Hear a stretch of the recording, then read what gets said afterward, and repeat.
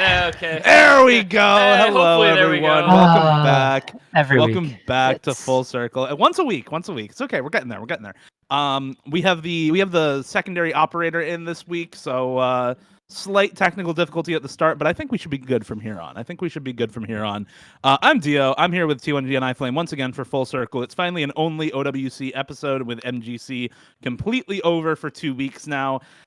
So we are going to start off with the OWC round of 16 recap. We're going to be starting with the UK versus Ukraine. Let's jump right into it, shall we, gentlemen? Aaron, thoughts on this match? Because I think this was about as close as most people probably predicted it to be. Yeah, I mean, I think, like you said, it went kind of as expected in terms of overall result. I think a lot of people learned that Ukraine was that's not Ukraine versus. Okay, hopefully that can get fixed. Though those might not be in the right order. Anyway, Ukraine was, I think, as good as people kind of expected them to be. UK did get their players back, which really made the difference. There's a world where they might have lost this match if they had continued to be missing people. But pretty straightforward early breakpoint UK, then breakpoint.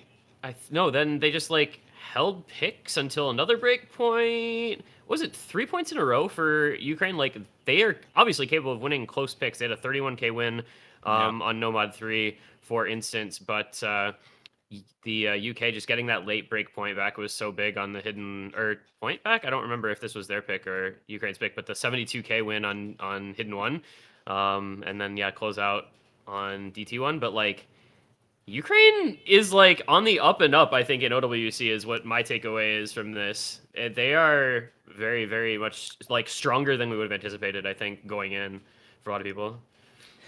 I mean, yeah, I think with this match, they really showed that they are genuinely just a very good team, right? They're definitely understated. This is not the same UK as last week where they were missing 2 players. They had the iFlame, full you have roster. double audio. You maybe want Oh, to mute yourself on Video Ninja, I think.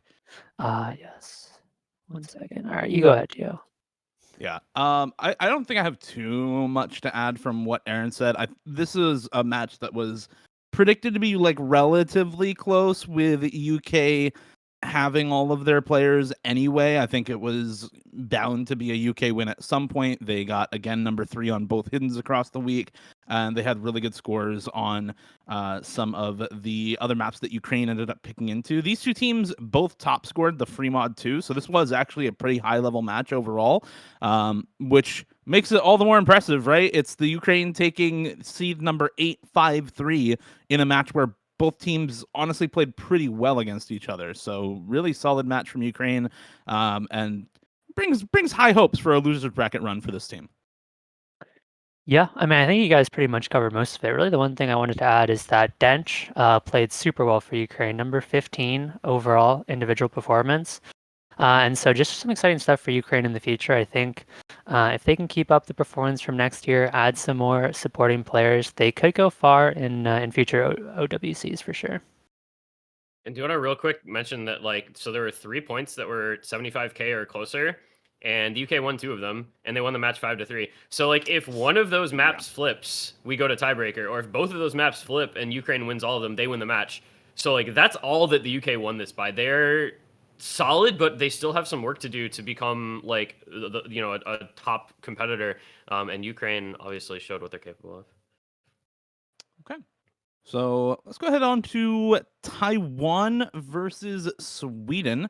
This was another one of those matches where we kind of predicted Sweden to be really, really strong against Taiwan, but Taiwan ended up winning a couple of picks. They did have first pick. They won their first 3 picks, and it was a breakpoint late into the match that gave Sweden the edge in this matchup, winning 3 in a row to close it out.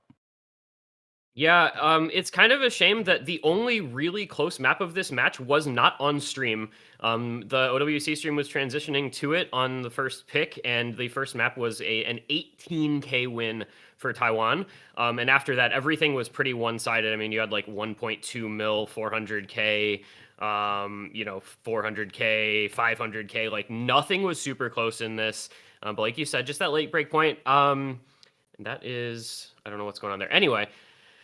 Man, I think Sweden was expected to win this, and honestly, for me, this is what's unfortunate about this is just like it's the worst showing for Taiwan possibly ever in OWC. Somebody can fact check me on that, but it's got to be up there for one of their worst results ever, and it's just it's unfortunate to see the state of that country in OWC. But good for Sweden to take the win.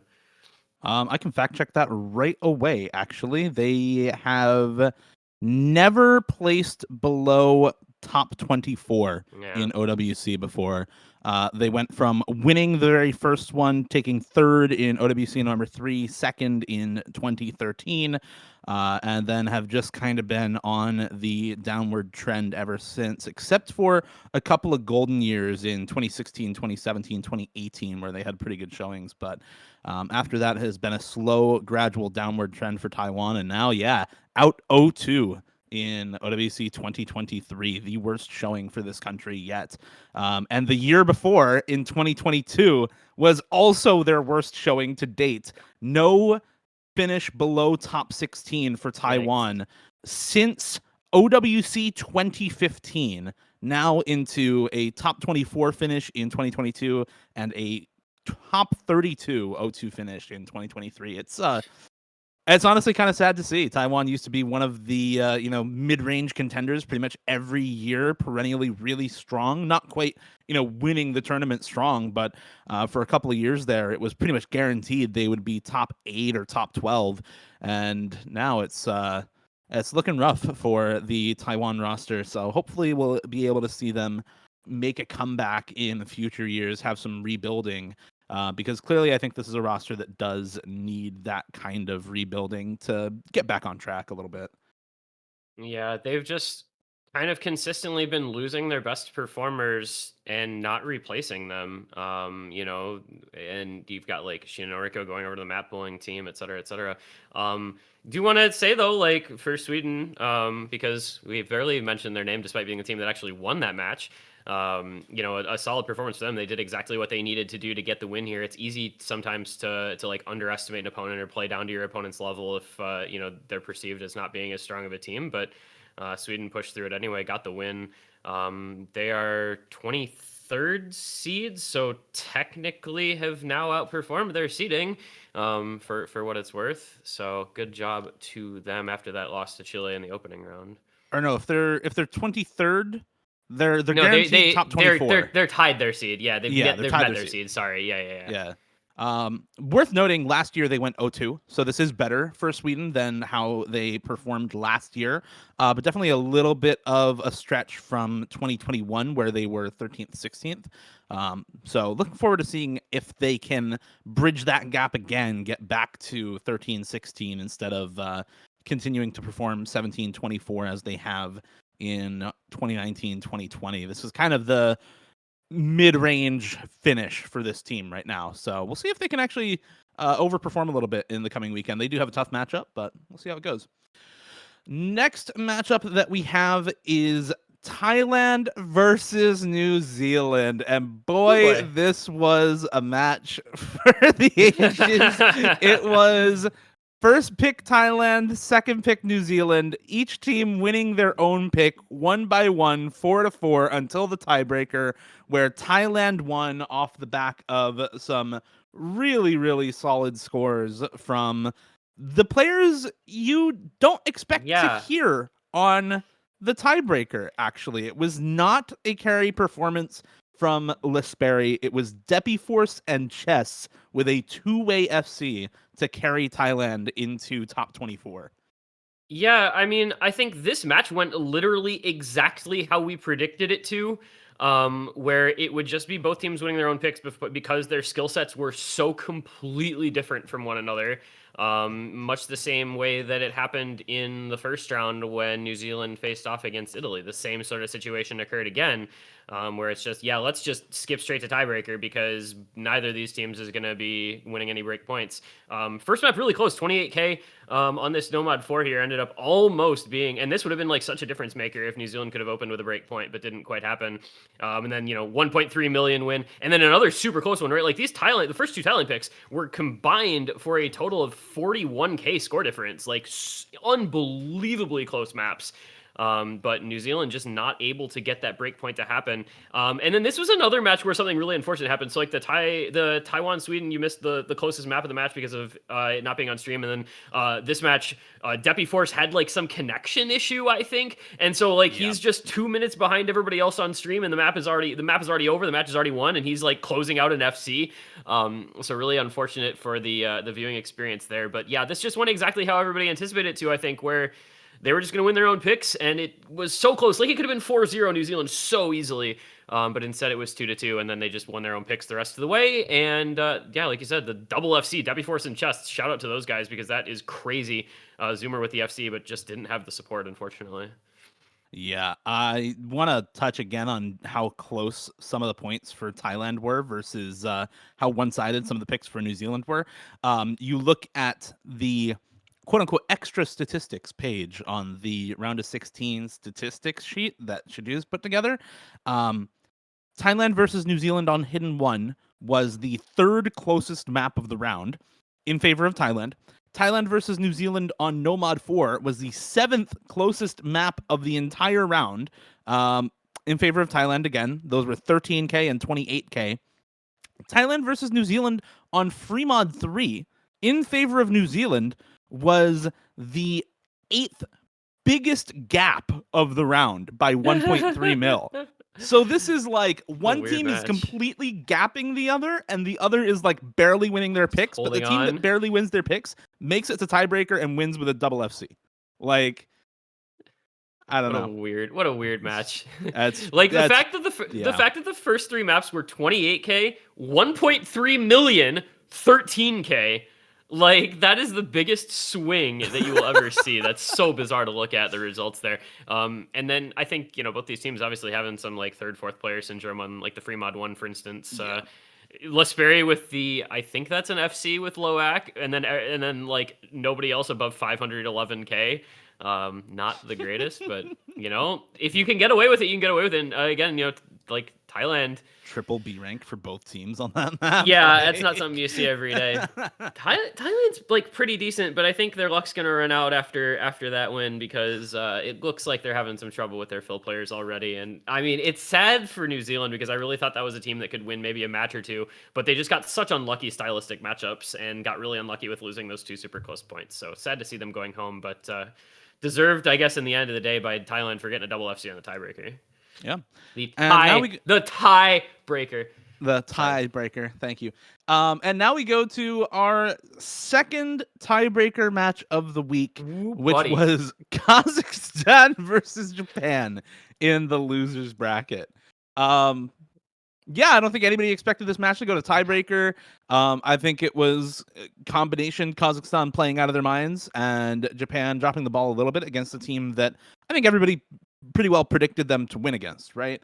So Kazakhstan playing really, really well, and Japan maybe having a little trouble during the match, but it was in the end still a win for Japan after a much longer match than initially predicted for this one. Yeah, I mean, shout outs to Kazakhstan. They were up 4-2 at one point in this match. Like, they were doing work. Couple like decently solid wins there too. I mean, a few 100K on the Freemod 2, and then a couple 100K on DT3 as well. And then Hard Rock 2 by 8,000 points to set up their match points. And then, I mean, just I guess the clutch factor from Japan, but it was super convincing, right? Freemod 1, 740K, Nomad. No, my slot pooling brain is not liking this. Nomad 2, Jerry Beans, that by 640K. And then Rollpan, hero of the day, tiebreaker FC. They won this anyway. That tiebreaker was not close at all. I think unfortunately Kazakhstan a little bit aim gapped on the TB, but I mean, shout out to those guys, because like you said, nobody anticipated this going the way it did. Nobody thought this was going to go tiebreaker. I think we probably predicted like 5-1, 5-2 if I had to think back to last week. I think most of us were either 5-1 or 5-0. If not like 5-0, yeah. So, shout outs to Kazakhstan for making this a really, really fantastic match. Unfortunately, like a lot of these really good matches were at not great times if you're from North America, so unfortunate there. This one was at, actually, this one was at 14 UTC. That one wasn't so bad. But yeah, I just, Rollpan, seasoned veteran, coming in the clutch for the tiebreaker FC. Yeah, Rollpan with the full combo. Honestly, they actually almost could have won the tiebreaker without Rollpan. Like this was a gap of 952K. Yeah, And he got 952K. 966K. So they would have only lost by 14K without him. Yeah, so that's a pretty big gap. Like this is a team that did really really well on the aim mechanics for Japan in the tiebreaker. Again, another matchup much like Thailand versus New Zealand, where the lower seeded team wins 2 picks by an incredibly close margin. The 2 wins by 8,000 points for Kazakhstan against Japan were the 2 closest maps of the entire round of 16. Full stop. Of course they were. So yeah, that was. I think Japan would have been fuming if they lost that match. Honestly, with how close some of those picks were. But again, really well played to Kazakhstan because nobody expected them to be even close to tiebreaker material in this match, and they managed to make it work. Push Japan to the limit, and despite losing, I think can be really proud of how they played this OWC. Yeah. Also, I mean, that gives I think that's really like a positive review of this pool as well. That some of these matches were as close as they were. Like teams were finding things to win on, and they were getting really good performances, or at least like really comparable performances. These kind of consistency stuff, like that DT1 that ends in the 8K, and then the Hard Rock 2 8K as well. But yeah, especially because this pool was. It's much more difficult than your typical OWC round of 16 pool, right? Like you don't normally see full 7 stars in the round of 16 of OS World Cup. Usually you're still kind of down in the 6-star dumps, but you've got a full 7-star DT pool. You've got a Nomad 1 that's above 7 stars. You've got a Hard Rock Precision pick that's above 7 stars in this pool. You've got a free mod speed pick above 7 stars with no mod, and a free mod aim pick that goes pretty well above 7 stars with Hard Rock, and is otherwise AR9 at 200 BPM. So it was honestly a pretty difficult pool, all things considered, and that's just the mechanics picks, right? Obviously, the reading picks, the tech picks, the alt picks all kind of follow suit in terms of difficulty. So for these lower seeded teams to be pulling off upsets or near upsets against teams that are higher seeded them on a pool that is this hard is really, really cool to see, because I think a lot of people sort of just say, oh, if we make the pools harder, then there will be no upsets, but not actually the case. There's sometimes cases where harder pools, it still works out for some of the lower seeded teams. Yeah, and I don't know. It was a fun week of matches for those matches. Of course, the problem was those were the only 4 matches that were like even vaguely close. It's a little bit unfortunate when you look through the rest of the results and just see this parade of like 5-0 and 5-1 matches where it's just all the high seeds kind of just crushing people. I don't think was there a true upset in this entire week. I don't think that there was, unless you count Thailand versus New Zealand. I think that technically counts as an upset. There was Thailand versus New Zealand that does count as an upset. Everything else was just won by the team that was the higher seed. And like, yeah, I think pretty everything else convincingly. was one. Oh no, Canada versus Germany was 5-2 in favor of Canada. And that was that's a right. winners Canada bracket was upset Canada was by the lower seed. Technically, yeah, they were the that was lower 11 seed. versus 6. I mean, that one doesn't count. I'm gonna say that one doesn't count. Those two are like the same tier. I mean, it was definitely. I mean, that was like predicted to be one of the best matches of the week, and like it ended up just being Canada going off. Like, what an insane performance, by the way, from Canada Okay, but honestly, really it was match. a pretty good match because 2 of the top 10 closest maps of the weekend were both won by Canada, 26K and 70K. One of those being Germany's DT3 pick. So, like, it was pretty close overall. Like, you look at the scores for both of these teams, and 5-2 is not the right scoreline for this sort of match, honestly speaking, because you have wins by less than 200K. Okay, there are some gaps in this match, but there's a lot of wins by a relatively close amount, like less than 300K on the Hidden 2, less than 200K on the Nomad 1. Obviously, the 26K for Canada on the DT3, 70K for Canada on the free mod 2. Like, this could have easily gone the other way. So for this to be a 5-2 scoreline, I think still speaks to just how good both of these teams are against each other. Yeah, also, like, shout outs Cut Paper. That dude's a beast. Yeah, Shout outs Cut Paper. really insane match. That was Cup paper number 7 overall in match cost this week, by the way. That's kind of crazy.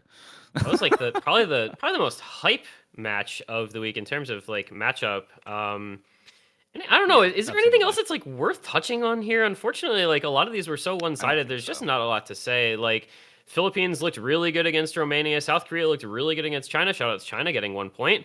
Shout out to Italy getting 1 point against shout out to Italy. Yeah, it was on DT1, the sort of thing that USA always loses a point on, whether it's DT1 no mod 1. That's their favorite way to lose a single point to people. Poland looked unreal against Brazil. That no mod 4 score was not normal. They get a double SS on the no mod 4, and then Mustache as well, throwing in a 960k for a 3.6 mil on that map. Pretty insane. Poland looks like, I feel like the top seeds are all performing well. South Korea, United States, Poland, Australia also looked really, really good against Chile. Philippines also 5-1 Romania. Like it was not close. Yeah, like all these top seeds just looked super good. Australia had the 4-way on DT2. That was, I think, I got to figure that's the highest score of the week because that was DT the modifier. only time the map was played. So in fact, really? it was the highest score of the week. Yeah. Well, I meant in general. I meant in general. Oh, I have to figure. But I mean, if you normalize it, I don't know if there were any other 4-ways. It's the only 4-way I remember, but that doesn't mean much because there were a bunch of early matches that I did not get to catch. But all the top seeds just are playing well, which is gonna make for a very exciting week to come, I think. Yeah, that seems like the highest team score, even normalized. So yeah. Also, well worth mentioning as well that we didn't really say was like, I don't think Canada's ever beaten Germany, right? No, so, like, they have not beaten Germany before 2019. The mental buff of that has got to be big. Because Canada's got a tough match ahead of them this week, but they're mental buffed from getting a really big win this past week, so very cool. I think iFlame's still not back from the fire alarm, but I think we should be back in a minute or two, so I think we can probably start getting transitioned over. Yep. Well, so let's move over to predictions for the not round of 32. That says round of 32 predictions. Quarterfinals predictions. I might have edited something in the Dust World Cup. My bad. And we are going to have another couple of guests here. We have Dada and not Vorty. That is Miles. Hello, Miles and Dada. Hi, I'm in an ultralight beam right now. You can see that's because I have my AC on, and that opens the window just a bit, and that's just enough so that the sun rays can touch my shirt and bounce up. I'm Tom Scott voice. I'm in an ultralight beam. Oh shit! He's back. Oh, Vorty is suddenly American. We're in time. I am Vorty from Australia. Hello. Good morning. Good morning. Good morning. I'm not even going to try and do an Aus accent. We have a couple last minute replacements. So, apologize for stream looking scuffed by having Miles as Vorty, but you all know what Miles looks like by now. He's been on a bunch of these, so that's not anything too weird. We start. There was actual fire in the building, but it wasn't. We start with iFlame's fire, right? Yeah. iFlame living up to his name. Yep. The analysis was just too hot, and we set like the 19th floor on fire. But it's all good. We're back. All right. Well, with that taken care of, we have one hell of a losers bracket matchup here between the number 6 and number 17 seeds out of qualifiers. It's Germany versus Japan to start things off. Aaron, want to start us off with this one? Germany just wins. So I'm going off vibes this week because clearly going off statistics just doesn't work for me very well. So all of my predictions are based on vibes and eye test. And, Japan getting taken all the way to tiebreaker by Kazakhstan is not really a great look. Obviously, Germany lost 5-2 to Canada, but they're just the superior team. They have the higher skill cap. They have the better players in general. I think Germany wins this like 5-2, 5-1. I don't really see. I mean, this is 6 versus 17. Like, this isn't expected to be particularly close. So it's just Germany win. I mean, I'm with you there. I mean, let's look at the statistics here.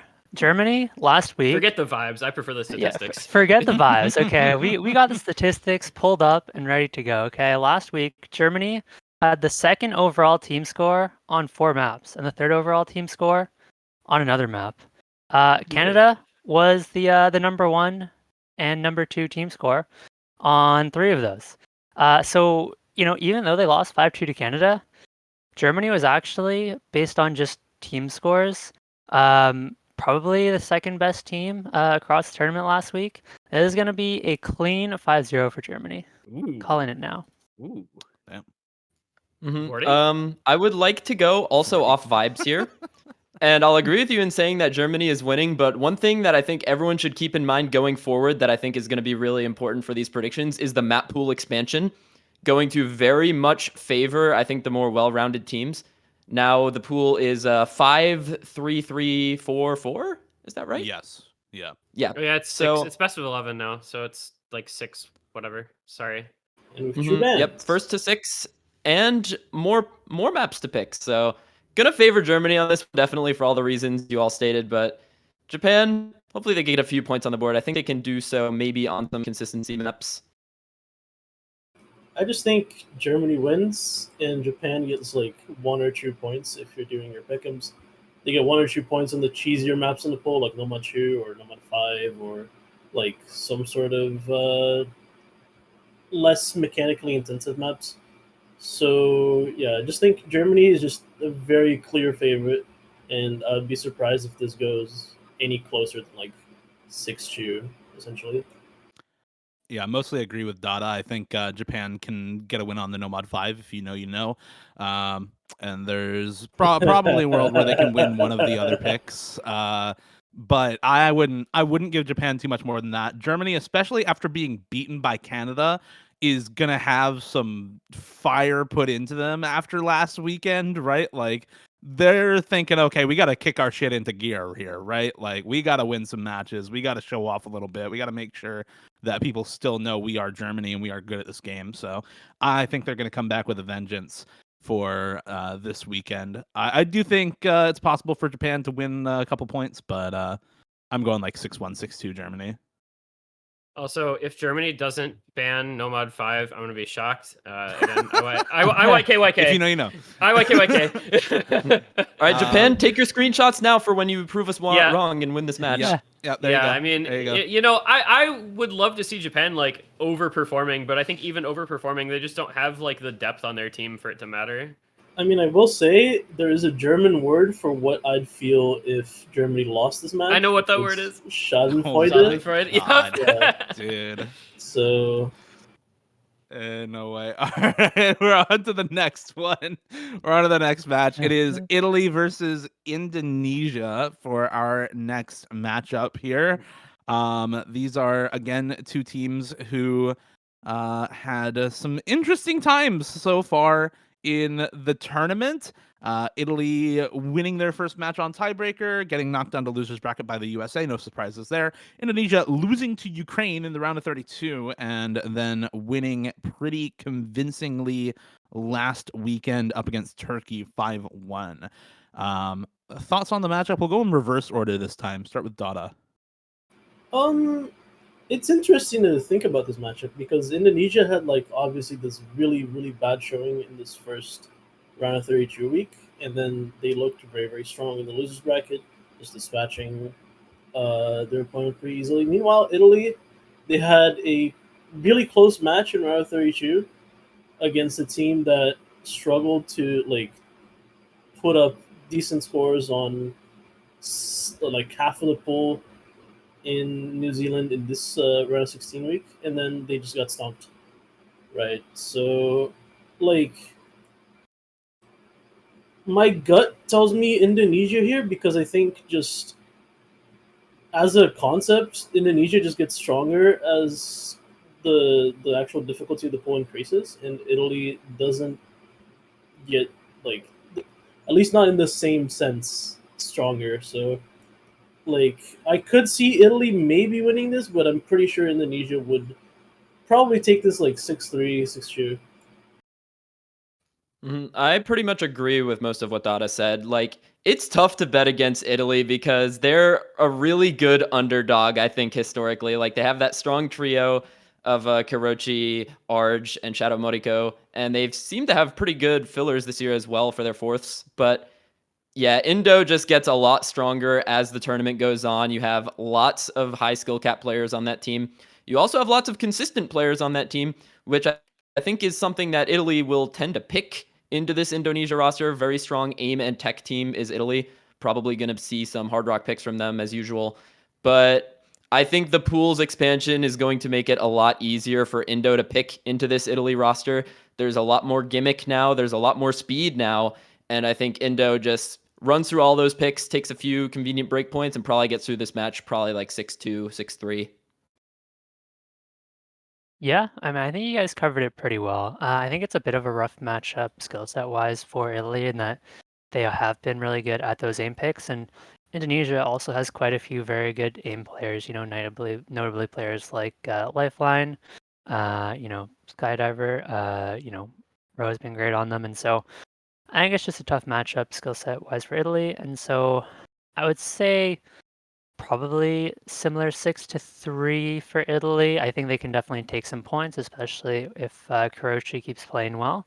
But Indonesia should take this one. Yeah. Sorry, I was typing real quick. The only way Italy wins this is if Indonesia plays the way they did in round of 32 again, which I don't think is going to happen. That was one of the more shocking underperformances we've seen in recent time. And I think Indonesia has equal, if not higher, skill cap and probably a deeper roster overall. Obviously, Italy has a couple players who are capable of carrying maps and can make this one at least competitive, but gotta go with the group opinion here and just, again, say Indonesia wins it. I think there's a world where this could be like 6-3 or 6-4 or something, but I think it's more likely that it's like 6-1, 6-2. I think Indonesia just has too much depth and they scale a little bit better. So here's how Italy can win. The team actually, I think, has probably some better aim than we're giving them credit for. They did get the #1 score on DT1 last weekend, above teams like Poland, for example, who also played that map. It was the one map where they got a point against the United States. They had some lackluster performances for sure, like on the Nomad 4. This is not really a reading team. This is kind of an everything else sort of team. So they got reading abused by the United States, understandably. But the other picks in this pool, I think they do have a shot at beating Indonesia on. I think the expanded pool is actually a little better for Italy this week, with more different types of picks that are kind of aim focused in the pool this weekend. You have more alt in the pool overall. You have a couple of different styles of hard rock maps to pick from. You have the extended DT pool, where it might be a little bit harder for them to actually take break points off of Indonesia because of that. But you do have even more aim in the free mod pool as well. I think that this is a winnable match for Italy. And if they take it to tiebreaker, I think their core roster, especially with Arge on it, is going to be able to win. So I'm going 6-5 Italy. Pure vibes. Pure vibes for the tiebreaker. That's all. Dio the Dissenter. Sure, I guess, but due to the rule of majority, then yeah, I mean, we're still doing Indonesia for the potential match, but the potential I got to get my opinion in there. Would be Germany versus Indo. Yes. So speaking of that, yeah, Germany versus Indonesia. There we go. Hell of a match for QF.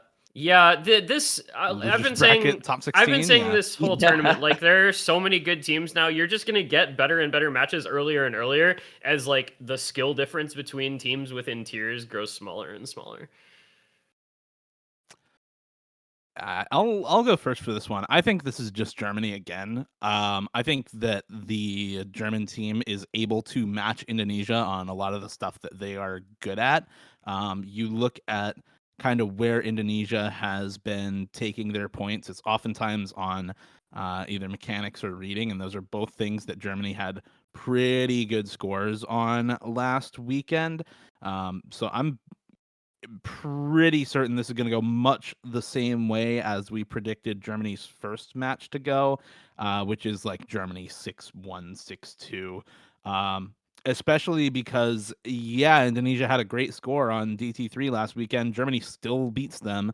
And if you're looking for aim players, look no further than Germany's roster, right? So I don't think there's a lot of chances for Indonesia to take breakpoints in this match.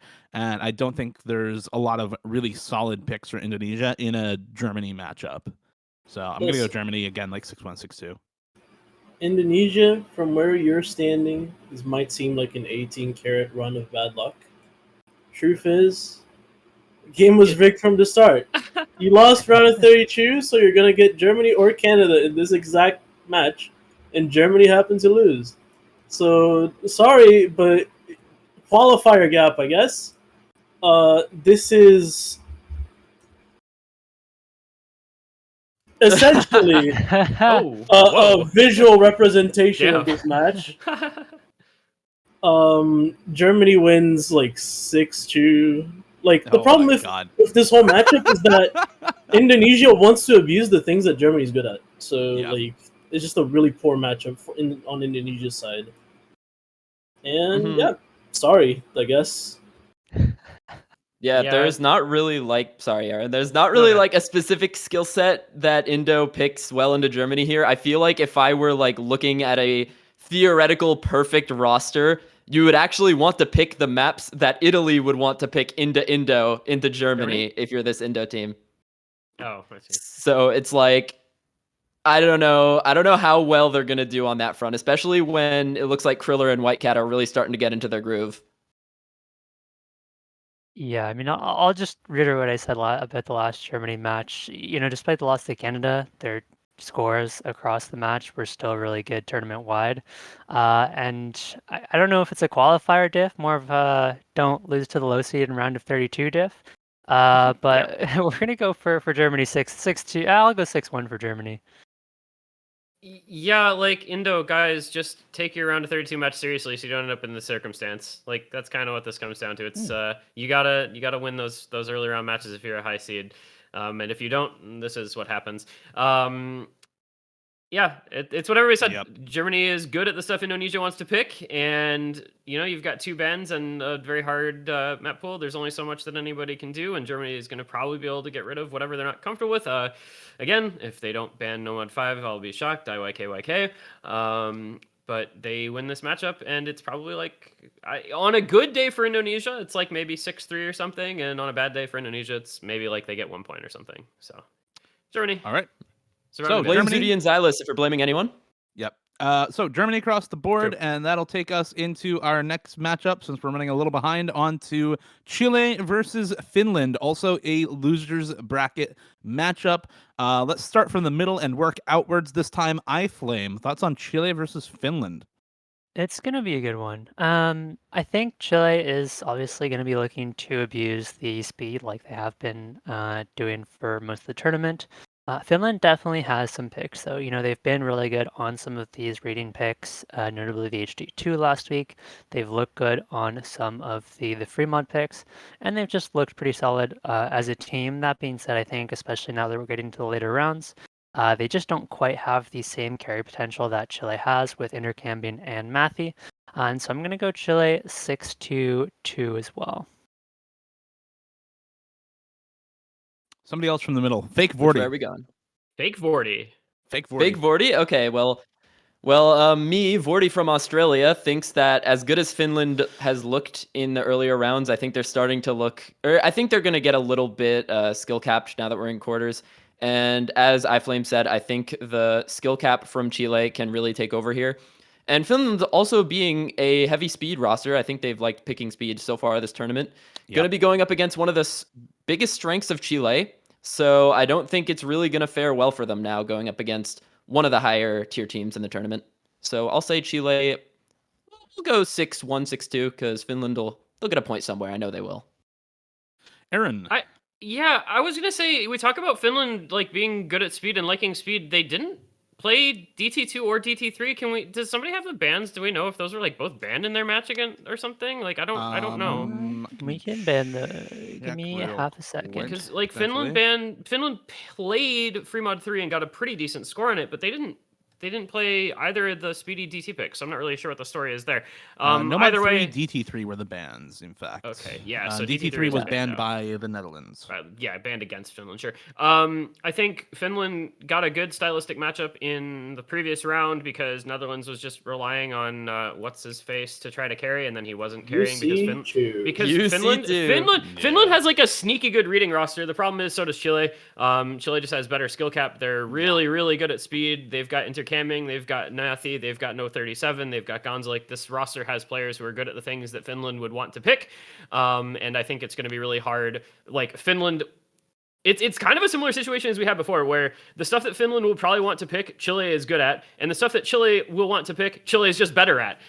So I find it really difficult to see where Finland's going to have much of an in this match. I think it probably goes like this could actually be a sweep, and I don't say that to take Finland overly lightly, but it's very poor stylistic matchup for them, unfortunately.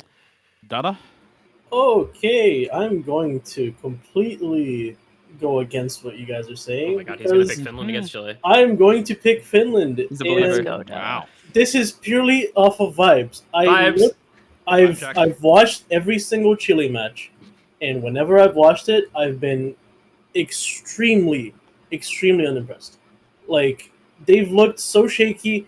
Intercamming has missed stuff that he has no right to miss on as the kind of player, the caliber of player that he is, that we know he can be. And Matthew just seems like he's shit missing a lot as well. I'm not like too excited about their other players. Maybe No 37 has played decently, but everyone else, TFGU has played decently as well. But I'm not too excited about Gonza. I'm a little bit disappointed with the rest of their players. And like, I don't know, like, I just don't trust Chile. That's my main point. I just don't trust Chile. Who has ever trusted Chile? Why would you ever trust why would Chile? you ever I've never trust trusted Chile? Chile once in my Why would life. you do that? I've never trusted Chile once in my life. So, yeah, I mean, I don't trust Chile necessarily to put up fantastic top team level scores, but I do think Finland starts to get outscaled here a little bit in the quarterfinals. And I mostly agree that these teams kind of pick the same stuff. Like, you look at their head-to-head from previous matches, and like almost every map is head-to-head between these two. Last weekend was a little bit different in the round of 32, but there are still head-to-head picks, and it's tough to see Finland coming out on top just looking at previous match scores.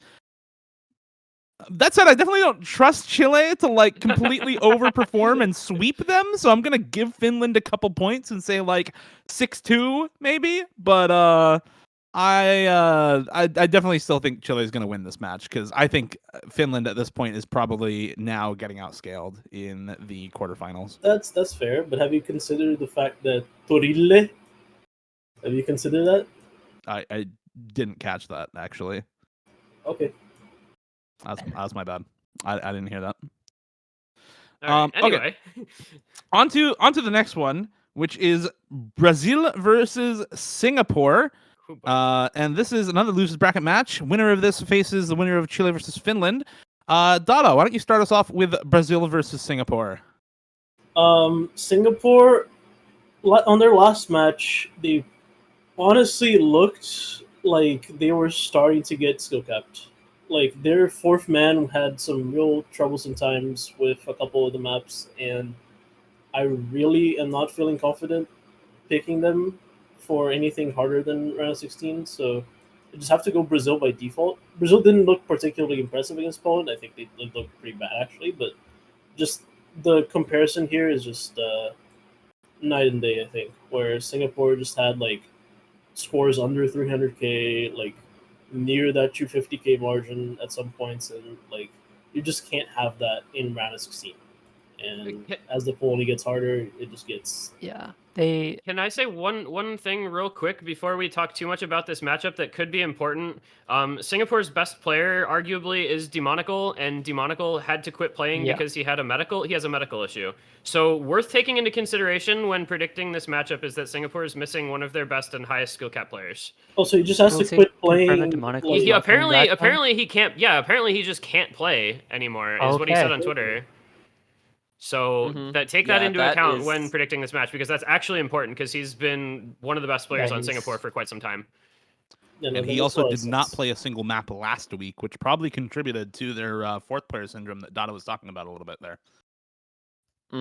Just missing that like Corsace closed tier player, not having him on your roster is just gonna do, I think, some pretty bad things against Brazil, who still has Corian Maluko, who is probably gonna be the highest impact player in this match.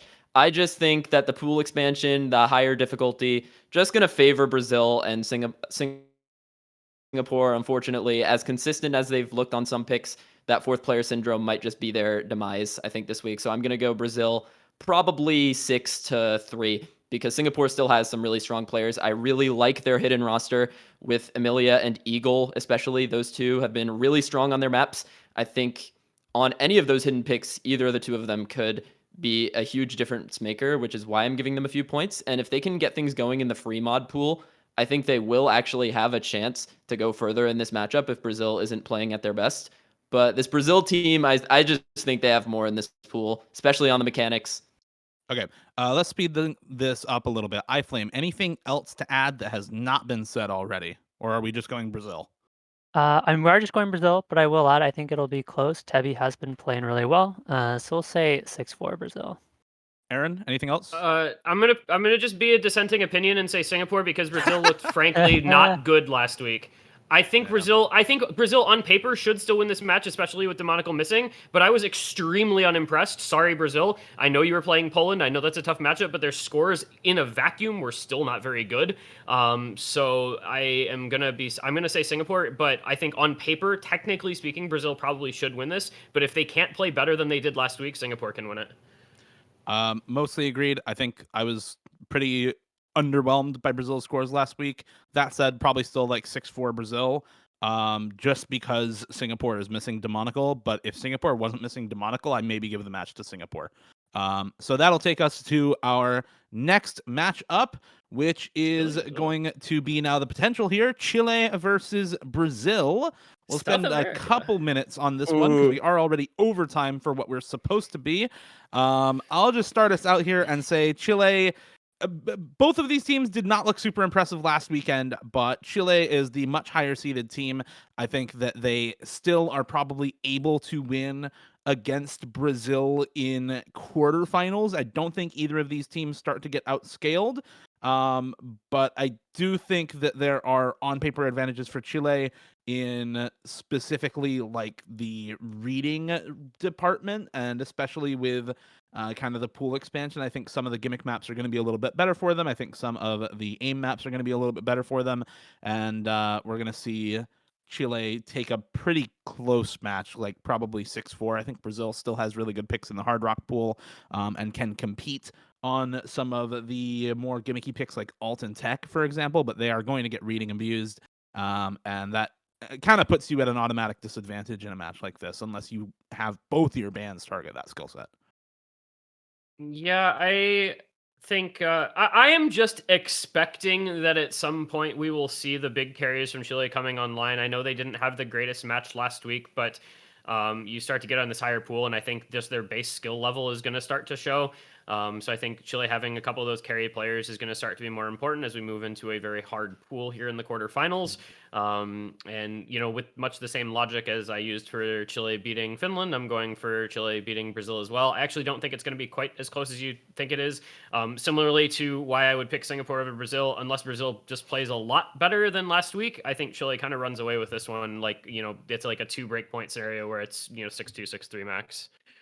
Yeah, I mean, I think despite some of Chile's kind of struggles as a team early in the tournament, Intercambine has continued to be top 10 individual performer time and time again every single week. And so I think that'll become more pronounced, especially against a team like Brazil, who doesn't have that, hard play, hard carry, necessarily star player to get them really far into late rounds. And so I do think it won't be super close. I think Chile will probably take it 6-3, 6-2.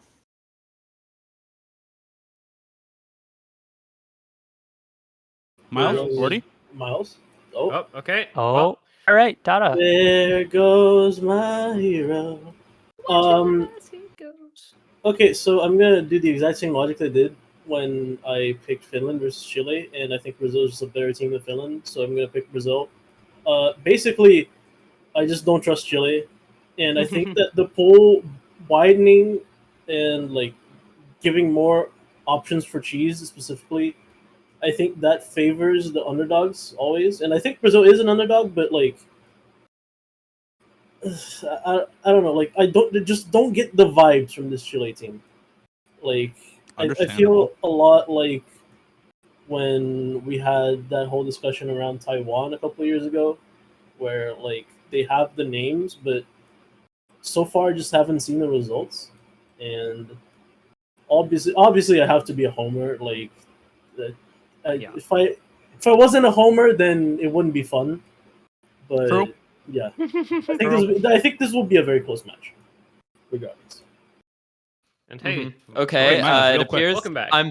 I'm back from the void. I'll say the real battle is gonna be in the Twitch chat. We're gonna have some a big South American South rivalry American here, Twitch but chat, bro. Oh uh, my god. I Oh, think is he- it's like okay. we're gonna see the vibe check in the previous match. If Singapore brings Brazil to the brink, then I think it's probably going to be very definitive for Chile. Same thing with their matchups. I feel like it really depends on the matchups beforehand to be able to predict this match well, but I'm still going to favor Chile just because they have that name brand power, but I can see definitely how Brazil is going to be able to take a bunch of points in this matchup if they do. Believe in the Costco team instead of the name brand team. Alright. Kirkland's signature, bro. That shit's good. Kirkland signature is some Walmart good shit. value All right. brand. Brazil take the Great value. screenshots right now, and that is going to be it for this. We're going to move on to our next match, which is Romania versus France. Let's get iFlame to start us again, and I guess we'll cycle back to Miles while he escapes from the void. We'll get there eventually. 3 minutes This total one- for this one, by the way, so let's keep All right, snapping. we'll make it quick. Speed yeah. run. If you look at the maps that France actually won last week, it was some of the DTs, of course. On top of that, it was the HD2. It was the No-Mod 3. Then they had the No-Mod 4 bandit against them. A lot of these maps are fantastic maps for Romania. You're not running that HD2 against Romania. The alt and tech are so good for Romania. And so I think France just has a rough skill matchup once again. So I think it'll be Romania. I will say 6-4 because it is still close with if France can keep up the performance from last week. But we'll give it to Romania. Miles, go. While you're still here and not in the void. Oh, yep, I'm not in the void. As Dada has said about Chile, France is a team that I was a believer in. I've been a believer of them for the last 2 years, but my heart has been broken. They've been underperforming, I think, a lot. So I'm usually a big hater of Romania, but I'm gonna have to flip it here. I think Romania probably wins this matchup because Badu will be able, I think, to equalize Ikoro on some of his most dangerous picks. And on the tapping, Romania still has a really strong roster. I think they could take this one quite decisively. All right, Dada. Listen. Don't flip on Romania now.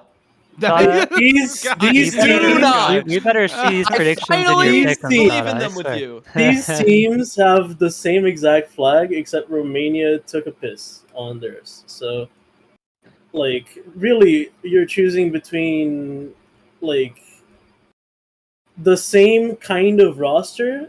It's both, like, a lot of, like, good names and potential, but somehow it's like, fuck. This is why I'm live here. This is why I'm actually like doing my calculations inside my head right now. I'm gonna risk it. Okay, I'm gonna say Romania. I'm gonna say Romania. I'm gonna say Romania risk. 6-3, and I think that so far as we've seen France, like I just haven't seen their depth shine at all. Like we've seen Okoro, and even Okoro looks a little bit shaky at times. We've seen Mbappe, and we've seen Fia. Yeah. Wait, this is lore. Yeah. Like Has we've anybody seen ever seen Fia and Fia on the same team? we've Alright. seen those people be like somewhat good, and then we've seen like a lot of their fourth player just not be good. Like Flavin has disappointed me a lot this far, and like I don't know. All right, 10 seconds. Wrap it up. We got to keep moving. And Romania has Badu. All right, cool. Aaron. Yeah, as much as people don't trust Chile, that's me with France. I just fucking don't trust them. I'm sorry. I will never trust a French team in OWC again in my life. Even though Romania lost a lot by not having Nanoya on the team this year, I think they're just better, and I can't trust France to play well, so it's just Romania. Sorry, not sorry. Yeah, I kind of have to agree. I think the Romania team, even if you look at kind of head-to-head stuff, usually has the advantage on a lot of these picks. I'm not super impressed by France's scores on the hiddens last week. You call France a team that wants to abuse reading. They were number 8 on the hidden 2 last week, and that map was not played all that often. So I don't think France has a particularly good chance at taking this off Romania. Maybe they take some points on some of the more mechanics-focused maps, actually, because Romania's roster has struggled on those a little bit. But I think it's just going to be Romania. And that is going to take us to our next matchup, which is Hong Kong versus Sweden. We're going to take 3 minutes, so time yourselves 40 seconds, all right? Let's start with Aaron. 40 seconds, go. No, this is actually so hard though. This is a match that I wish I was better prepared for. To be able to compress it into 40 seconds is really difficult. Hong Kong finally, I think Hong Kong finally doesn't get speed abused. I think. I don't feel like Sweden's like a speed team, which plays into Hong Kong's favor. I think. God, you've got to have like one difference maker in this match, and the coin flip is whether it ends up being like MCY4 or somebody like Reedcat or something. I actually feel like I have more trust in the Sweden roster top to bottom. Screw it, I'm picking Sweden. I don't know why. It's off of vibes. Now, I didn't expect to start out this way, but I'm gonna go with Sweden as well. They played so well last week. They had number 3 scores on Nomad 2 and 4, the number 4 team score on Nomad 3. They just look great. Tony especially has been stepping up, and then on top of that, you've got Scylla, Andros, and Reedcat, who are a consistently great core for Sweden. Hong Kong had a pretty rough showing last week, and so I do think it'll be close. I'm gonna go Sweden 6-5 tiebreaker. You know, I also believe this is a tiebreaker this week. Like, these teams, I think they kind of go punch for punch on a lot of different skill sets. Like, there isn't really a definitive advantage, I think, on many skill sets for either of these teams. Maybe, like, I don't know, Hong Kong tech like usual, but Sweden has players to fight on that one too. So it's going to be a dogfight. I'm going to take this one to go to tiebreaker. I mean, I have Sweden on my pick'ems, but Hong Kong can definitely win it. Like, thinking about it, actually, it's a tech tiebreaker, so I'll go Hong Kong in tiebreaker, screw it. But this is going to be a crazy matchup with, I think, not really too many definitive skill sets won between the teams. I think you guys are crazy. I mean, I think we're quite possibly crazy too, but like it's more fun to be crazy. Look at the collabs. Hong Kong has impeccable team synergy. Sweden, Super Autopets based. However, Reedcat, where is your team spirit? Right? With the completely wrong logic that makes no sense for their actual performance, but arriving at the same conclusion that I would have arrived anyway, Hong Kong wins this 6-4. All right. Ooh, Dio gets to be the tiebreaker. I do get to be the tiebreaker, and in my pick'ems, I have Sweden 6-5 on the tiebreaker. Miles, you said tech tiebreaker favors Hong Kong. Sweden was number 3 on the tech map in Nomad last weekend, which was a stream tech map. And Hong Kong was number 7. I'm going Who is Sweden Jerry? tiebreaker. Who was Jerry? There's a lot of alt in this pool. I think Hong Kong's going to be really good at that. They were the #1 team score on No Mod 3 last weekend, but I think Sweden has enough gas in the tank to get it to a tiebreaker. They have been better on reading than I think you would imagine based off of the round of 32 hidden 2. They have other good scores on some of the mechanics maps. They have great scores on stream maps, which there is another one in free mod, just like in round of 32. And they are still the better speed team over Hong Kong. So I think there is enough for Sweden to pick to get them to tiebreaker. And I think players like ReedCat, players like Skilla are going to be really, really strong for them on the tiebreaker. Phelan as well, who had a really, really good showing last weekend. So I'm going Sweden in tiebreaker, and that is a contentious matchup right there. Important As we thing- move on to now our potential, we're going to be looking at Romania versus Sweden. What's the important thing? I wanted was to know the gonna important say- thing real quick. Is ReedCat actually at home? I know he played at least round of 32 from like Malaysia or something. Like that I'm could not be sure. that I could be a think he's factor. I think he's still in Malaysia, but I cannot confirm that. I think that's because of his current romantic relationship. Oh, okay. When is this match? Well, the match is at 13 UTC, so even if he is in Malaysia, it won't He's be home. like- Okay, Someone he's says home he's home. now. Kay says Okay, he's fine. home. All good. Okay, that's big. That's big. That's pretty Okay. big, yeah. I can agree. Romania, Sweden. Yeah, Romania, Sweden. I do think it's Romania, and I think it's much less close. I think that Romania is a well better team than either Hong Kong or Sweden.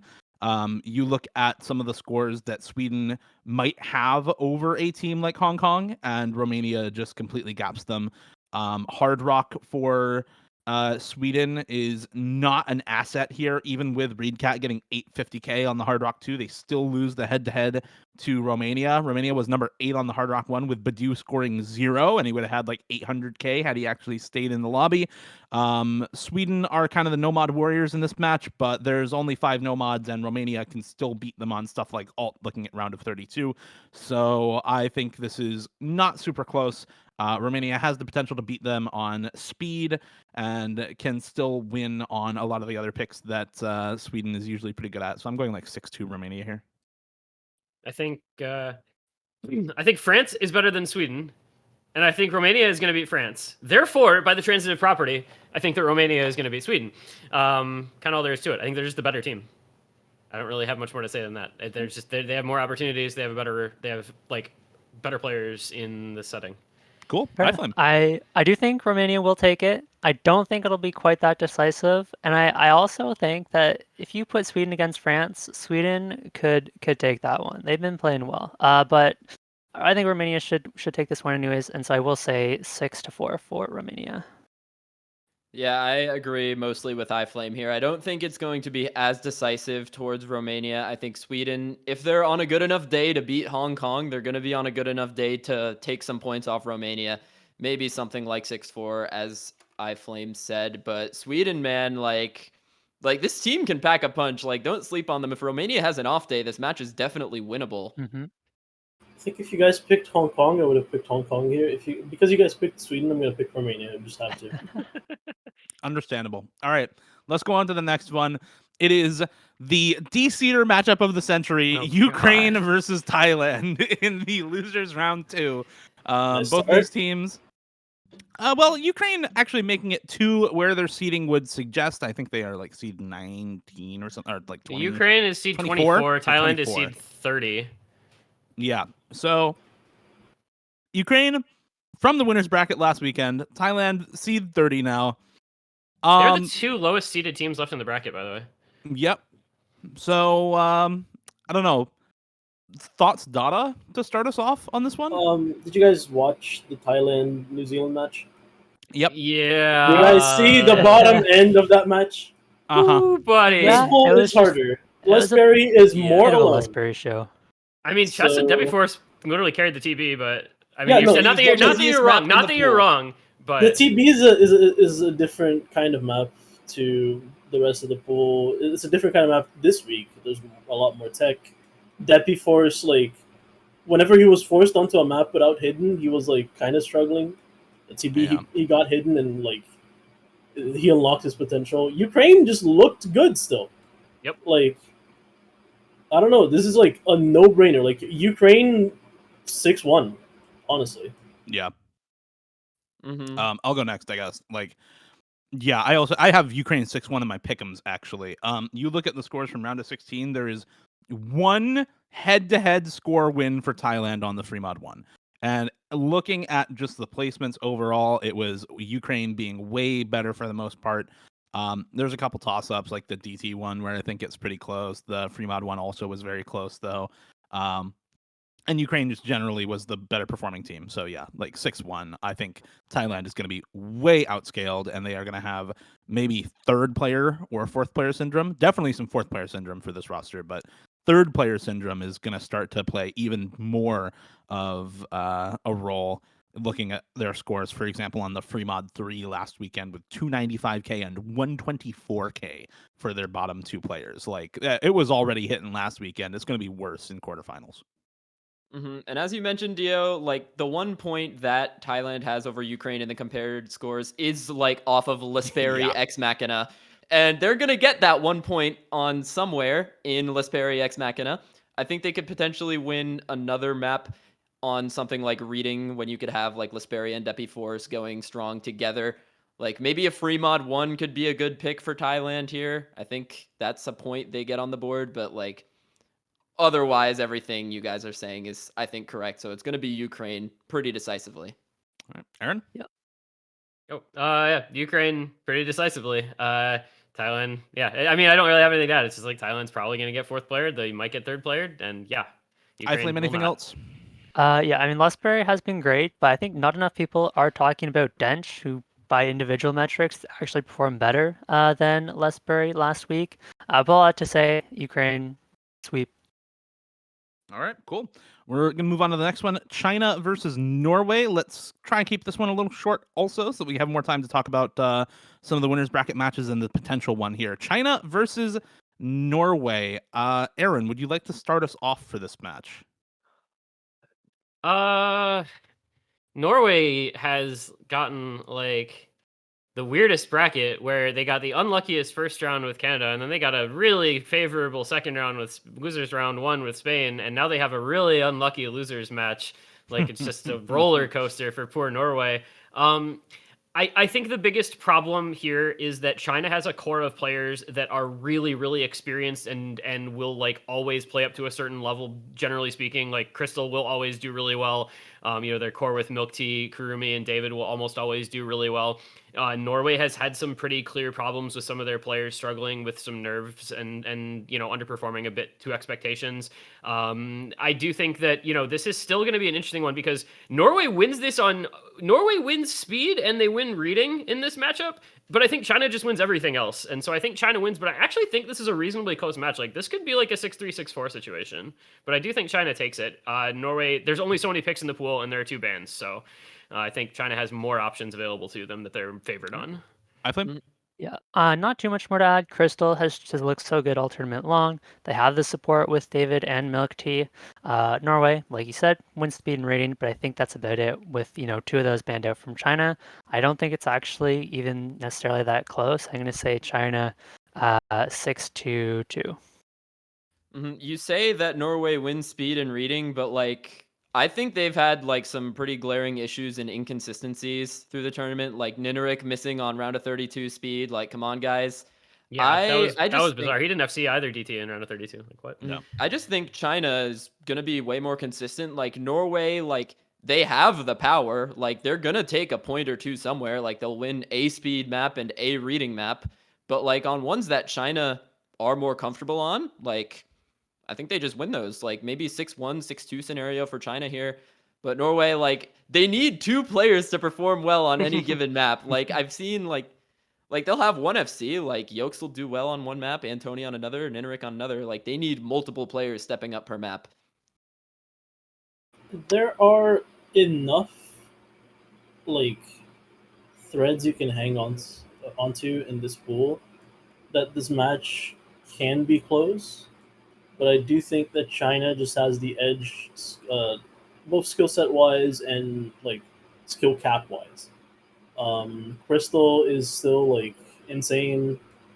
Um, like every player in China is just like a little bit better at everything except like reading and very gimmicky stuff. Um, I don't know. Like I also have like the forbidden information that a couple of Norway's players don't really like to pull. So China. China. Yeah, feedback PvP. Yeah, feedback PvP. I am also going China. I am with Miles here. I do not think this is going to be close, and the biggest reason is kind of like what he and Dada were saying. Like this team has a couple players who can do well on particular maps, but when you're putting fill players in for skill sets that are supposed to be specialists carries, for example, it's not looking very good, particularly looking at Nineric on like Sunkiss drop last weekend, right? Like if this is a really good reading team, why are you putting Nineric in on the low approach rate maps in the pool? And yeah, you have Yokespai GN, but I think the big difference here is China is a roster that has a really good core of lots of very strong all-rounders and are able to fill in the weaknesses with other players, whereas Norway doesn't really have an all-rounder to build the team around, and so has to have lots of specialized players on the team going in for different stuff, and that's why you see the kind of inconsistencies that you do, because you don't have the sort of like tons of tournament experience that the Chinese roster has. Even on speed, for example, right? Nineric can FC, sure, but if you're dropping 500k average for the rest of the team, what's the point of the full combo? So I'm going like China 6-1. And that'll bring us to the last losers bracket match. We're going to look at the potential between Ukraine and China. And I think this is actually a really interesting one to talk about because Ukraine has been playing really, really well. You look at the skill sets for both of these teams, I think they're relatively similar. Both these teams are pretty good on the Nomads, pretty good on the Hard Rocks, and Ukraine have had an interesting time on the free mods.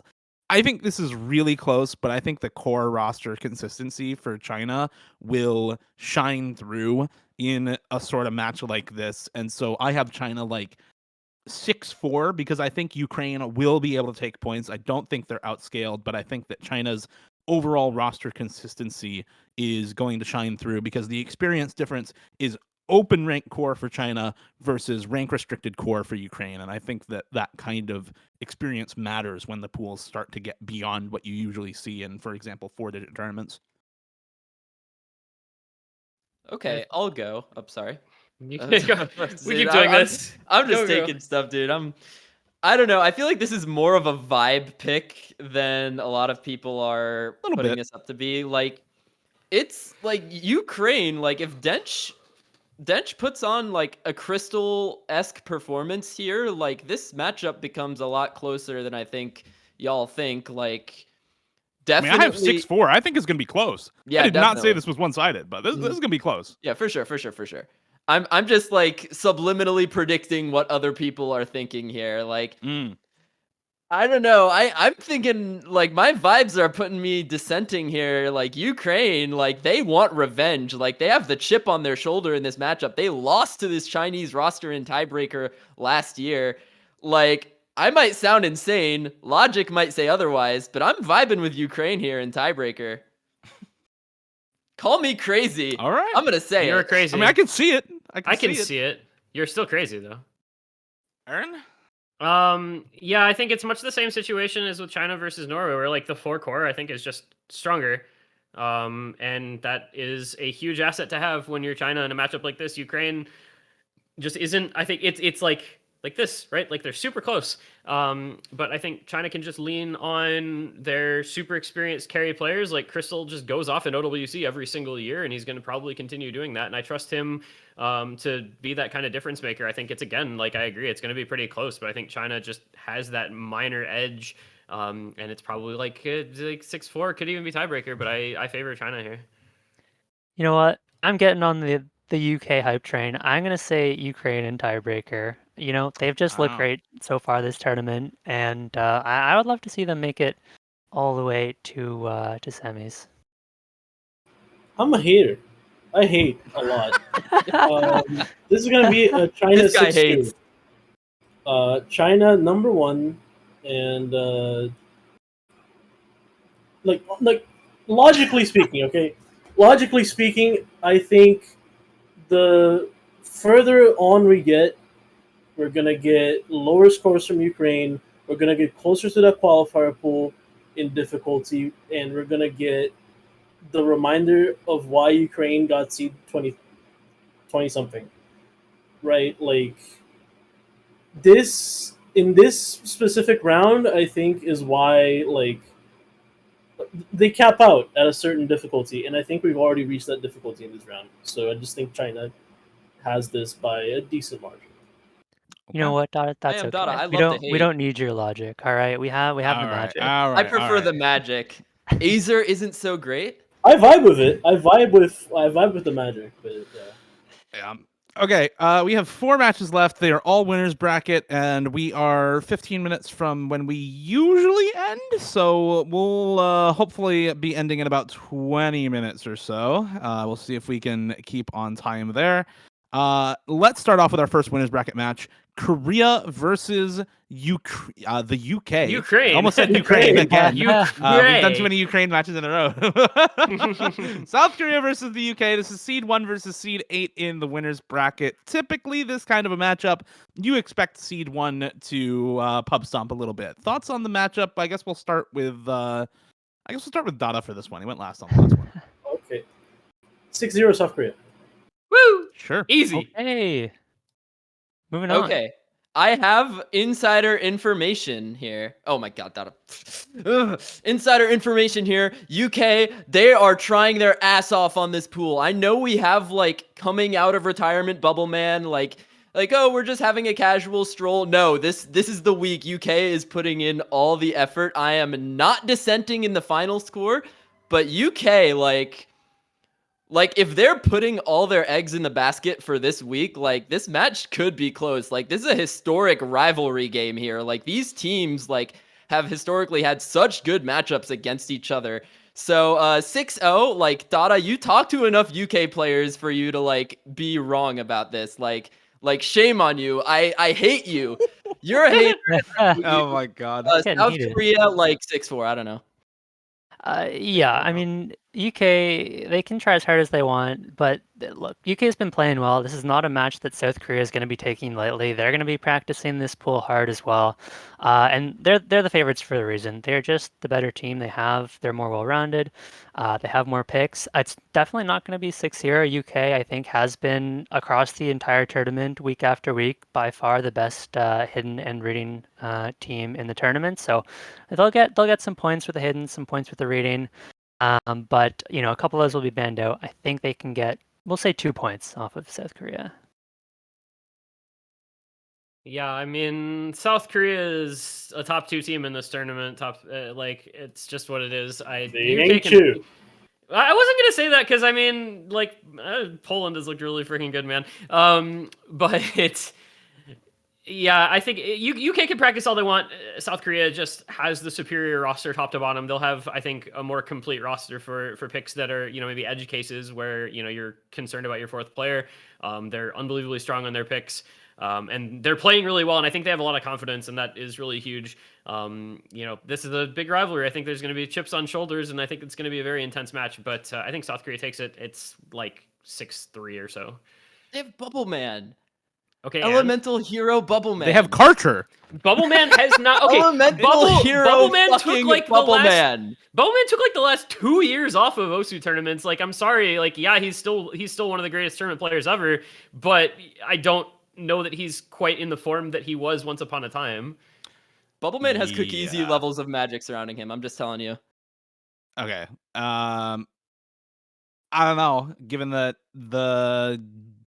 okay, the UK roster without a Colibet and Easy Champ in round of 32 looked a lot worse versus Turkey than I think we're giving them credit for here. Bubbleman definitely played well in that match, but he cannot carry alone Obviously, there are other really, really good players on the UK as well, and this is a multi-person effort for the UK, as opposed to some previous years where it really has just been the Bubble Man show.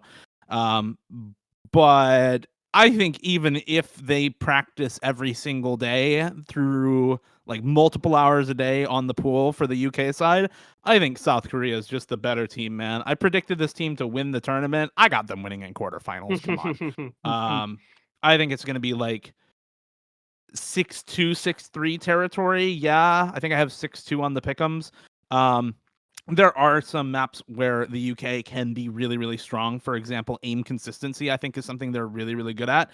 But with the abundance of aim control and the opening up of the pool, I think this pool is really good for South Korea, and they should be able to win no problem in this matchup. Okay, change me to UK. I actually cannot stand for this. Oh, no. Like legit, on paper you guys are all right, but I believe too much in the Magic to sit here with an Alright, SK Miles. flag under Vorty's name. Maybe he just thinks Bubble Man is like a lawnmower. Like you have to start him 3 times. Round of 32, round of 16, Dude. round of quarterfinals. Easy Champ beat Badoo in an old map tournament. Akoli Bed can mess with any top tourney player when he's on a good day. Miles, where are the old maps in this pool? Consistently. You have double time one. All right, Miles. We better see you take the UK in your pick'ems, okay, buddy? Hell the fuck no, but I'm a believer. That's what I thought. That's what I thought. Uh, Yeah, okay. DT1, Free Mod 3, sure. Those are a little old. They're also maps that don't feel like old maps. They're just normal aim and stream maps. So I don't know how much that matters. Okay. Anything else with anything to add? Miles, you want to go off one more time? No, but I don't know. I've seen all of these UK players playing at their best at some point. If they can find the form, Skull. They're gonna win picks. They're gonna win a lot of picks if they can find form, which I know they haven't for years, but God, let me fucking believe. All right, on to the next one. Second winners bracket match. This is Poland versus Australia. Let's start off with Aaron for this one. Let's start with Vorty. No. I know Vorty would want to go last. I know Vorty would want to go last. I know he would want to go last. Let's start off with Aaron. Let's get some opinions out there first, and then let the Australian go. I love Australia, mate. I love Australia so much. This is such a cool new look roster for Australia. They've been performing really well. You bring in guys who actually genuinely care about tournaments, right? You have AKNZX, Sio, JGLFO/Zintex all making their first appearance in LWC. It's a big spark, a breath of fresh air for an Australian team that's always been just trying to take that next step in the OS World Cup. And they looked really good in their first 2 matches. It was very impressive performances across the board. They've got the best player in the world on their team. They've got some very good tournament players who are filling in the gaps that their roster previously had really, really well. And it is for all those reasons that I have to pick Poland 6-3 here. I'm sorry, Australia. I love you guys, but Poland is just firing on all cylinders. Malashevsky is going to do Malashevsky things, and I feel like they're just playing to the level we expected them to. Poland is the other of the top 2 teams, and I guess it's more of a top 3 than a top 2, I guess, but still. And so you pick South Korea to win, and you think they're in top 2 with Poland. You think Poland is in the top 2, so you got to kind of pick them to win some in quarterfinals. I think there are going to be some really close maps in this, but I think Poland covers really well the skill sets that Australia will want to pick into, and. Yes, Emrek has beaten Malashevsky a couple times in 1v1s, but this is a 4v4, and it's a whole different environment. The skill cap is not 9 stars yet, so that advantage is not as big as it would be, and I just like the Poland roster to win this one. Yep. Outside of even just the Malashevsky Emrek discussion, Poland has such good supporting players. Mastaz has been a beast this tournament. Poland has been so consistent across so many skill sets. Their worst team score last week was 4th overall on one of the free mods. And that was one of the most played free mods with 16 different teams having scores on it. I don't know if it'll even be as close to 6-3 as much as I love the Australian team. I could see them taking a couple points on speed, but even those will be pretty contested. Poland has a great speed roster as well. I'm gonna have to say Poland 6-2. Dada, let's hear it. Oh, okay. Listen, I actually sort of believe in the Australian roster this year, which is something that I don't think I've ever said ever. But like, this is Poland, right? And even if I wanted to be spicy and say Australia, I think I would rather say Poland just so chat doesn't eat me alive in Polish. I honestly think I honestly think in this match you could see a 6-4, 6-5 for Poland. Like, I don't think it'll be as much of a wash as you think it might be. Like, there's openings in this pool that Australia can maybe use, and also they're just extremely solid on speed, and there's plenty of speed to go around. Yeah. And I am also going to say Poland. That said, I'm kind of with Dada here. I think it's like 6-3 at the furthest away. I could definitely see 6-4, 6-5. Australia is a better hidden team than people give them credit for, just looking at the qualifiers.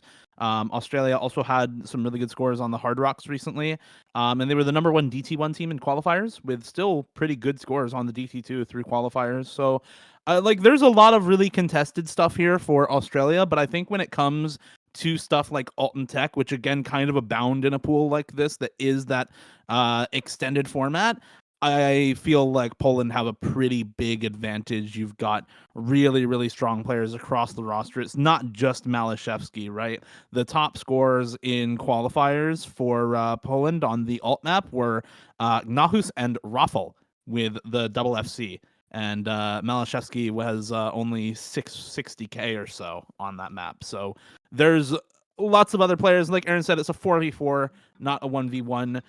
There's definitely carry potential for Australia in this match. I think if they can win every one of their picks, they can probably force the tiebreaker, but it's really hard, I think, for them to take a break point against some of the stuff that Poland is really strong on. And I think that's why I favor Poland more in this matchup. But I do think it's going to be a good match.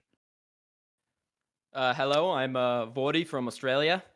Better skill cap, the power of friendship and belief, and Nomad 3 speed. I'm gonna stop trying to have a Aussie accent here, but Australia is fucking winning this. They've got so much speed in the pool. I'm trying to get into it. I can't. Okay. So don't worry about even if Poland can ban double time 2 and double time 3, Australia, they're gonna be still favored on DT1 and DT4. The Nomad 3 speed as well. Poland, no chance. No chance on that one. Emrek has beaten Malashevsky multiple times. Gonna do it again right here. If he can match Malashevsky, you have the supporting casts going up against each other. Like, look at the supporting cast of Australia. Like, they can take a break point on reading. Like, come on, guys. JGLF is a beast. He is a beast at reading. You have Emrek on reading, still really good as well. Look at how well Box is playing. Like, it's okay. I'll take off the veil of irony here and more repeat things that Dada are saying. Like, this Australia team is genuinely different. Like, it's been hard to believe in them in years past for many different reasons, I know, but this team is different. Like, they have looked so decisive so far, having definitely the best speed roster in the tournament, and no matter what, they're still gonna have 3 speed related picks after the ban phase. Like, come on, guys. Like, Aus can do it, man. Like, if Poland looks inconsistent through any measure, like Australia is by no means skill capped here. No. Like, this is going to be the match of the weekend for sure. And Australia can come into this and pack a punch, even if you have to favor Poland with how strong they've been playing. Bro, I can't wait to wake up at 5 a.m. to watch this match on Sunday morning. Why are all of the good matches so early this week, dude? Yeah. Friggin' 10 UTC Poland, Australia, 11:30 UTC South Korea, United Kingdom. Like, man, this is so sad. Yeah. Also, like, I just want to say shout outs to Australia, because even if they do lose this match, this will be, like Miles/Vorty just said, this is very likely match of the weekend status because this Australia team is so good now. And yeah, do not sleep on anybody on that roster. Fuck it, move me to Australia. I don't even care. Just make me Australia. I believe in the fucking boys. Akanzi X and Sayo and JGLF are like that whole team. They're just gonna go off. I don't care. Australia, it's Australia's time. They're gonna figure something out this week. I'm not changing my vote. It's still Poland, but it is going to be close. Guys, you say this is match of the Real week, quick. but we have the match of the week coming up. Which is Russia versus the Philippines in the winners bracket. Let's get us switched over because it's already yeah, we're taking a lot of time here. We're taking a lot of time here. So let's get moved over to here. Philippines versus Russia, or Russia versus Philippines. Seed 4 versus Seed 5. This is a really, really good match. But looking at how these two teams have played, I think I at least have to give a bit of an advantage over to the Philippines in this match, which is not a hot take, I don't think. It's Seed 4 versus Seed 5. Anything can happen. But the Philippines have had a really, really strong roster overall throughout a lot of the tournament so far. I think if you compare the round of 16 scores, it does look a little better for Russia. But the qualifier scores and the round of 32 scores look very, very good for Philippines. And I think they can still come out on top when they're able to do things like top score both Hard Rocks in the round of 32 pool, right?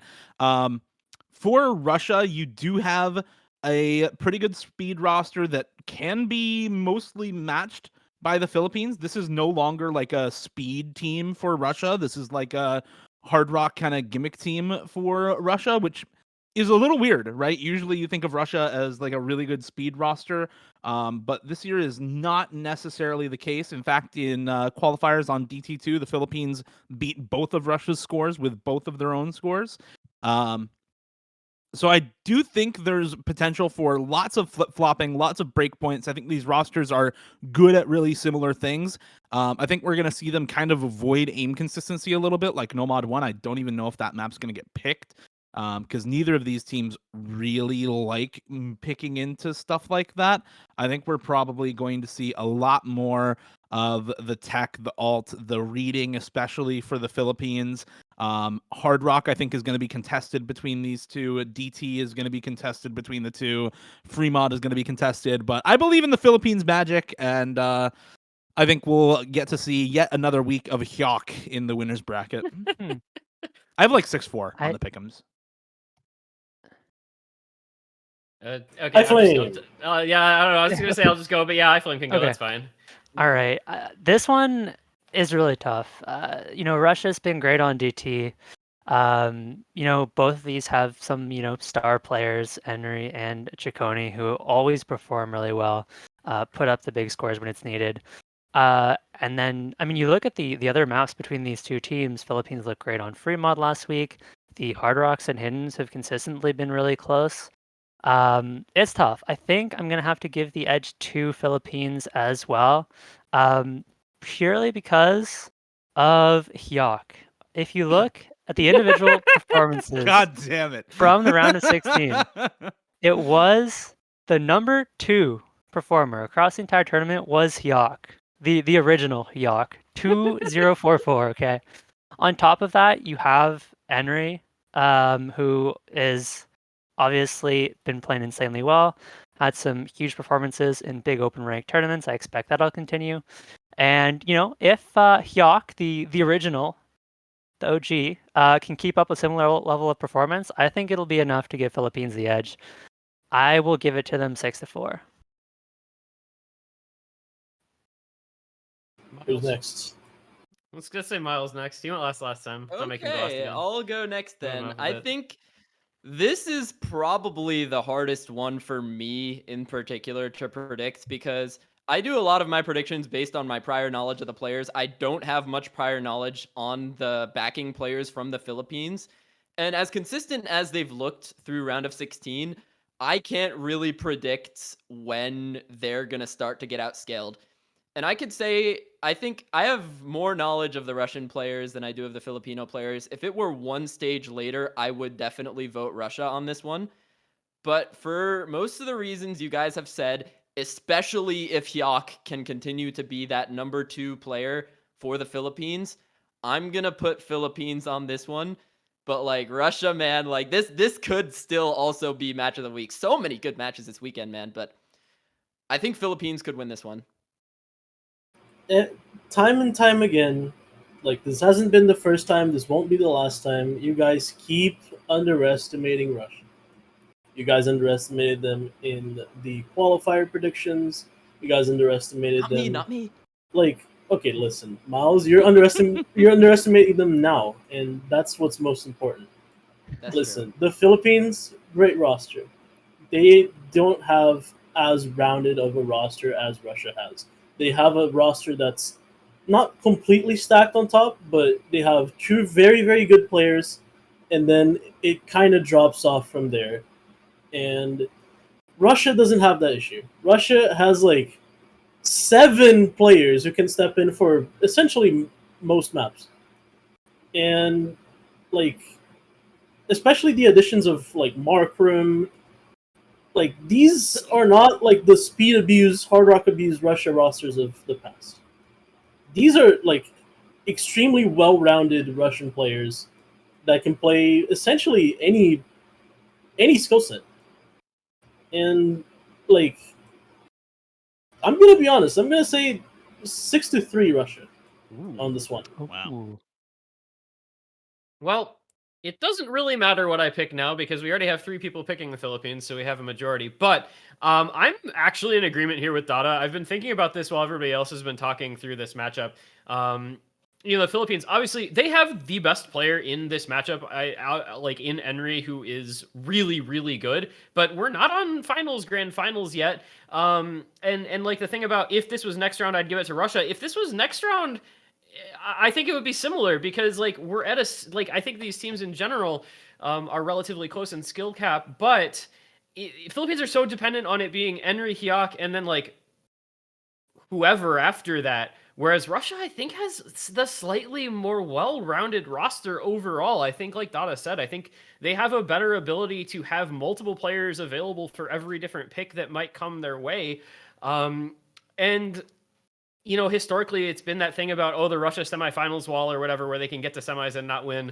Obviously, a round before that here, so not expecting the skill cap to be an issue for them. I think it's Russia. I think it's really close. I think it's Russia. Again, like I guess, I maybe got ahead of myself saying Australia, Poland is match of the week because God knows it's going to end up like 6-1 or something. I said that. This is another one that can go along the same lines though, where this one can be super, super close. But I think, Russia. I think Russia kind of has to win at 6-4 because I would actually maybe give a slight edge to Philippines if it goes to tiebreaker. But I'm gonna say Russia wins this and it's super, super close. But I think they can just like lean into having this super deep, well-rounded roster to their advantage. But it's gonna be very, very closely fought. I will add before we move on quickly that now individual performance scores are not everything, but Enri was 3rd last week in individual performance. Yeah, scores, Enri's really good. Like, Enri's really good. Insane. Nobody's Behind with questioning like Nathan. So if Philippines can keep this form up, they should be the favorites to me. But if they fall off, then Russia can definitely take it. One more thing to add. I don't think this is a us underestimating Russia thing because we had Russia Philippines in the exact same tier. They're both just good teams. They're both just good teams. Two really good teams in this matchup. It's a split decision for a reason. I think this is going to be a really close match, even if Philippines wins. I'm expecting them to win, but I really don't expect it to be one-sided at all. I think it's going to be a very close match. So, that's my thoughts on it. Very last match of the weekend. It is the one remaining winners bracket match. It is United States versus Canada. The matchup of yore for North America, with some very interesting seeding this year. United States seed 3, Canada seed 11. Aaron, you want to start us off here? Yeah. this is such a weird one for me, right? Because this is another one where you would expect Canada to just be kind of like mind blocked against this opponent, because much like last week where they had never beaten Germany in the last X, Y, years. I don't know when Canada, if they've ever beaten the United States. And they also just lost to the United States in 4WC. So, and I think there's is there one or two overlapping players? It's not a lot, but a couple overlapping players in those. I think you have Kama on USA and then Cut Paper and somebody else on Canada. Anyway, that does not matter because this is open rank and that's not. But I think, listen, it's the United States. It's OWC. I can't bet against the United States in OWC. Like they've beaten Canada a whole bunch of times in a row in these matchups. I think the United States can match Canada on the things that Canada is good at in a way that Germany was not able to last week. And I think the United States is going to be super, super prepared for this matchup. I don't know. It's impossible for me to bet against the USA until they play one of like literally two teams in this entire bracket. And Canada is not one of those teams, unfortunately. I think it's going to be pretty closely fought. I think if Canada can play the way they did last week again, this can be like 6-4 tiebreaker territory. But they have to play up to that level because the USA is just that good.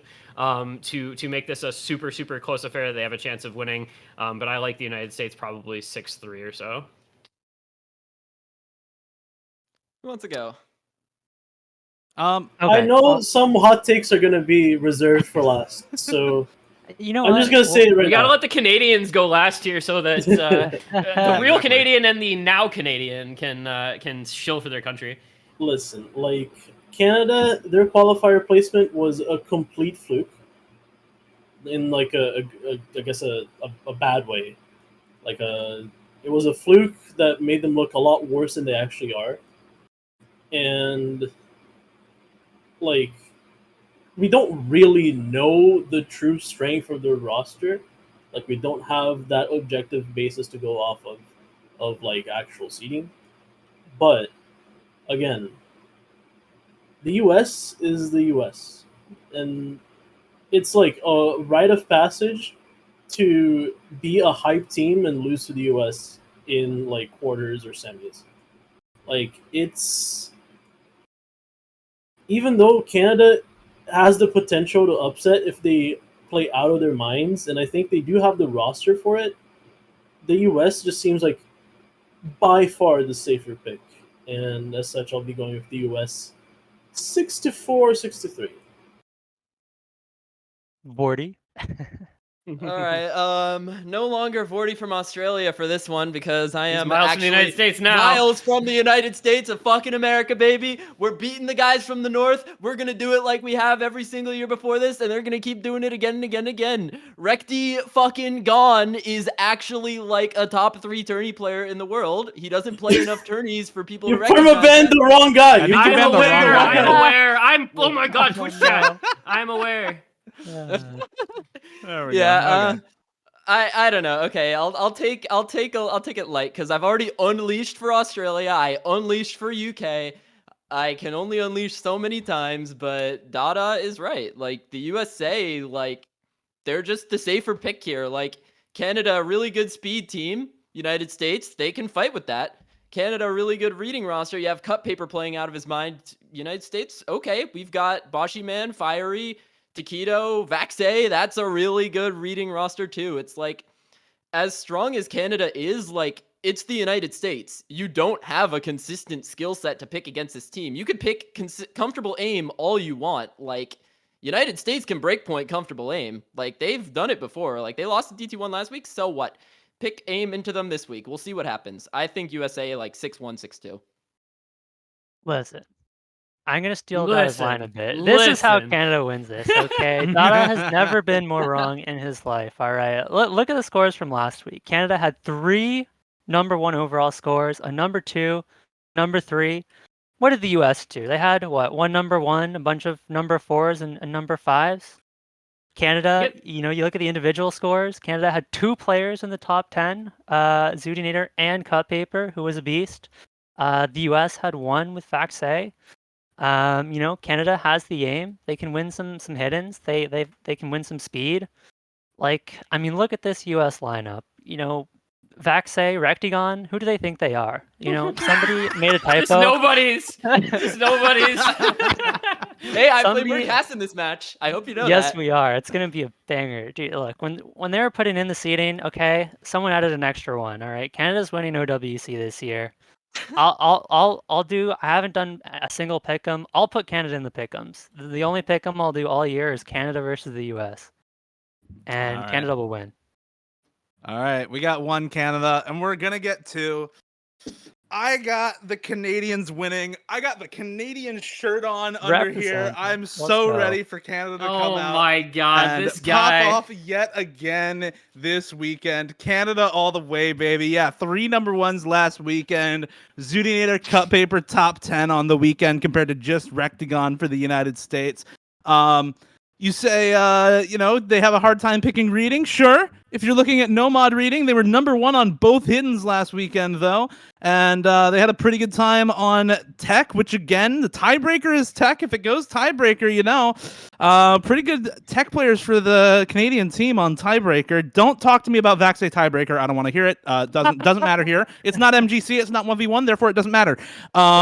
You've got a really, really good speed team. Yeah, the USA did beat Canada on DT3 last weekend by 30,000 points. It's a pretty damn close map, if I do say so myself. And I think that even for the picks that USA is going to go into, Canada has a chance at breakpointing, just like the other way around. These two teams are really closely matched, but I think a couple really good individual performances from Canada will bring them out on top. I'm ready to see it.